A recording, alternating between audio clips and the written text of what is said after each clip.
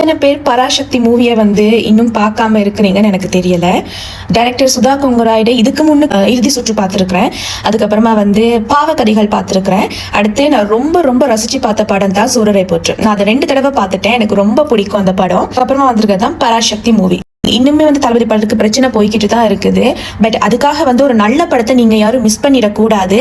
ஒரு தமிழண்ட போராட்டம், தமிழை வளர்க்கறதுக்காகவும் தமிழை நிலைநிறுத்தி கொள்றதுக்காகவும் ஒரு தமிழன் படுற போராட்டம், அந்த காலத்துல உங்க நாட்டுல பட்ட போராட்டம் எப்படின்றத காட்டுறதுக்கு தான் இந்த படத்தை பார்க்காம மிஸ் பண்ணிடாதீங்க. ஏன் தமிழனுக்கு தமிழன்ற அடையாளம் எவ்வளவு முக்கியம் அப்படின்றத காட்டுறதுக்காக அந்த காலத்துல எவ்வளவு கஷ்டப்பட்டாங்கன்றத காட்டுறதுக்கான ஒரு படம் தான் இது.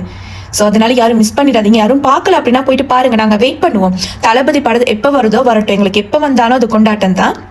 அதனால வெயிட் பண்ணுவோம். தளபதி படம் தளபதி படத்தையும் நாங்க செலிப்ரேட் பண்ணுவோம். அதே நேரத்துல பராசக்தி மூவியும் போயிட்டு பாருங்க. நான் பார்த்துட்டேன். நான் ரொம்ப ரசிச்சு பார்த்தேன். படம் இப்படி அப்படின்னு சொல்லி எனக்கு சொல்ற அளவில் ஒரு ஹிஸ்டரி, அதாவது முன்ன காலத்துல நடந்த ஒரு விஷயத்த எடுத்துக்காட்டுறதுக்கான, அதாவது தமிழனுக்கு நடந்த ஒரு விஷயத்த காட்டுறதுக்கான ஒரு மூவி தான் இது. என்னோட ஒப்பீனியன்ல சொல்றேன். தளபதி படத்தை நமக்கு இன்னுமே பார்க்க முடியாம இருக்குது பெரிய கவலை தான். அதே நேரத்துல ஒரு நல்ல மூவியை, ஒரு நல்ல கதையை மிஸ் பண்ணிடாதீங்க. நன்றி.